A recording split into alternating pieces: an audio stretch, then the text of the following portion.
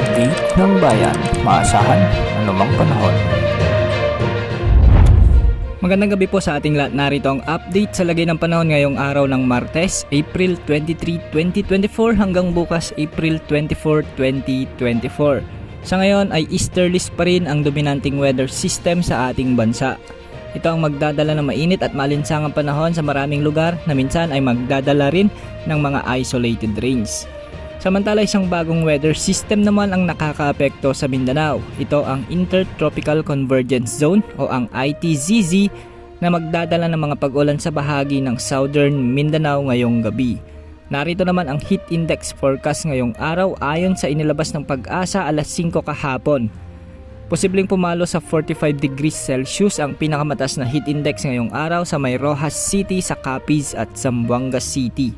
Posible ring umabot sa 44 degrees Celsius ang heat index sa may Dagupan City, Pangasinan, Puerto Princesa City at Aborlan, Palawan at Pili, Camarines Sur. 43 degrees Celsius naman ang inaasahan sa may Muñoz City, Nueva Ecija, Sangley Point, Cavite, San Jose Occidental, Mindoro, Iloilo City, Giwan Eastern, Samar, Dipolog, Zamboanga del Norte, Cotabato City at Butuan City sa Agusan del Sur. Posible ring pumalo sa 42 degrees Celsius sa may Pasay City, Apari, Cagayan, Clark, Pampanga, Tanawan, Batangas, Infanta, Quezon, Coron, Palawan, Dait, Camarines Norte, Masbate City, Dumangas, Iloilo at Davao City. Nasa danger level na ang mga heat index na ito ayon sa kategorya ng Pag-asa.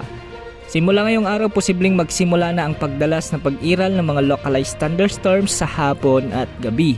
Madalas na nabubuo ang mga thunderstorms tuwing nagsasalubong ang mainit at malamig na hangin, lalo na sa pagsapit ng hapon at gabi na minsan ay nagiging mga severe thunderstorms. Para naman sa lagay ng panahon, ngayong sa Luzon, asahan ang mga localized thunderstorms sa may Kalinga, Apayao, Mountain Province, ilang bahagi ng Isabela, Cagayan, Nueva Vizcaya, Bulacan, Quezon Province, Rizal, Laguna, Zambales, Cavite, Batangas, Mindoro Provinces at Bicol Region. Sa Metro Manila ay asahan naman ang mga biglaang pag-ulan dulot ng mga localized thunderstorms lalo na sa bahagi ng Camanava. Ngayong gabi sa Visayas, Palawan kasama ang Calayan Islands ay may mga inaasahan ding mga pag-ulan sa Iloilo, Bohol, Cebu, Negros Occidental at southern portion ng Negros Oriental, Romblon at sa Samar at Leyte Provinces. Sa Mindanao naman ay asahan ng mga kalat-kalat at malawakang pag-ulan dahil sa umiiral na ITCZ. Ang ITCZ ay nabubuo dahil sa salumugan ng mga hangin mula northern at southern hemisphere na siyang nagiging sanhi para makabuo ng mga kaulapan at nagiging mga pag-ulan. Sa ngayon ay apektado ng ITCZ ang mga lalawigan ng South Cotabato, Davao Region, Sarangani, Sultan Kudarat, Basilan, Tawi-Tawi, Zamboanga del Sur at Zamboanga Sibugay.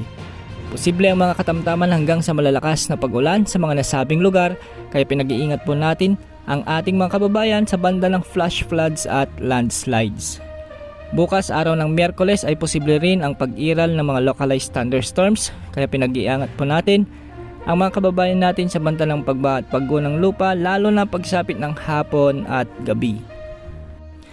Sa ngayon ay wala namang nakataas na gale warning sa mga karagatang sakop ng ating bansa at mababa rin ang tsansa na may mga mabuong bagyo o low pressure area sa susunod na 3 hanggang 5 araw. At yan ang update sa lagay ng ating panahon. Ito po ang weather update ng bayan. Maasahan anumang panahon.